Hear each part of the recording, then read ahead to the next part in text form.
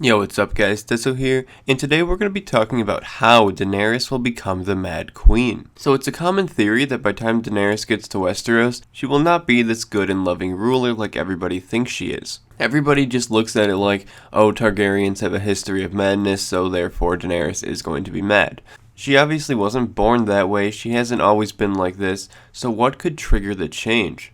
So as much as I am against a Daenerys and Jon relationship, it might be the cause of her madness.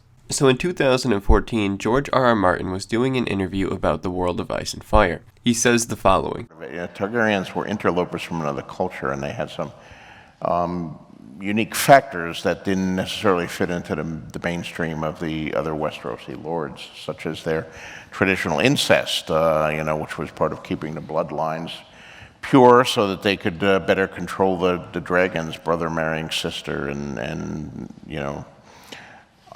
nephews and aunts and so forth. And interestingly enough, there is not a single example of an aunt-nephew marriage in the world of Ice and Fire, or even in the entire Targaryen line. So this could be foreshadowing Jon and Daenerys, but I don't think it'll get that far.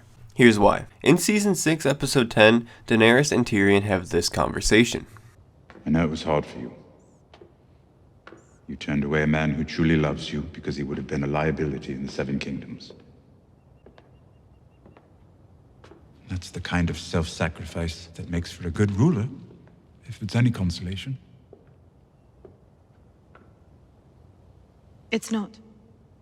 No, I suppose not. I'm terrible at consoling. Yes, you really are. Do you know what frightens me? I said farewell to a man who loves me. A man I thought I cared for. And I felt nothing. Just impatient to get on with it.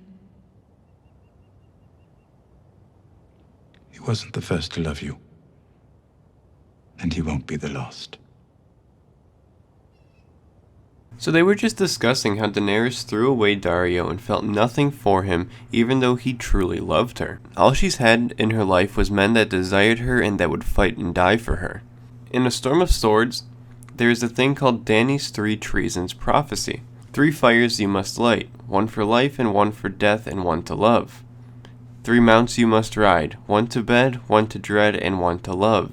3 treasons you will know, 1's for blood, 1's for gold, and 1's for love. She hasn't been betrayed for love yet. Jon Snow could be the person that betrays her for love. Maybe Daenerys will bet Jon, mount 1 to love, but then Jon will betray her. Jon will kill her with Longclaw, and that would bring forth Lightbringer. Light of fire and betrayal for love would be covered by this. But what if the cheesy Azor Ahai, Lightbringer, all that stuff, what if that doesn't happen? What if he just betrays her for somebody else, and it's a lot simpler? This is what could trigger her being the Mad Queen. Because personally, I don't think this story will end in such a way where Jon is Azor Ahai and all this magical stuff happens, and the White Walkers are defeated because of that, simply because George wants a complex ending. That's just a little bit too cheesy for George's book. Yes, it happened before, it's all legend, it's all stories. Most legends revolving White Walkers are true. There's no real reason for Azor Ahai to be reborn. The White Walkers just need to be stopped again, and there's so many other ways it can be done, like the Iron Throne being made out of Valyrian steel. There's dragons now. There's just so many other creative ways George and the writers of the show could do this, but I don't think it will be something like Azor Ahai being reborn. I know a lot of people think that Jon was brought back to life because he's Azor Ahai, and a lot of people think Daenerys is Azor Ahai because she was like reborn through the fire or something. But Jon's death definitely changed him. Feel free to check out my other video on that. And Daenerys' plotline in the show kinda is out there and doesn't really make too much sense because she's not supposed to be immune to fire. So it could just be a weird character arc for the show and have nothing to do with Azor Ahai. So back to the war with the White Walkers. I think Jon and Daenerys have a big role in it, but I don't think it'll be exactly like what happened before. I don't think history will repeat itself here. In the video where I showed George's original outline for the books, the last part of it was blacked out. Assuming this is the real ending for the books and the show, Daenerys and Jon were still alive in the original outline at the end. I don't think Daenerys will be Jon's niece Nissa. I think she will end up either being a mad queen, or she won't rule at all, or maybe she'll completely reform Westeros where there is no kings or queens, but let's say she's elected or something.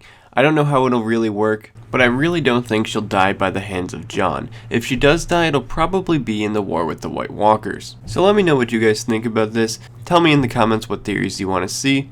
The only one I am not doing until we get closer to Season 7 is the Tyrion Targaryen theory. That video is going to be coming, but not soon. With that said, please leave a like on this video and subscribe for more Game of Thrones related videos. There is a playlist in the description with all my Game of Thrones theories, feel free to check that out.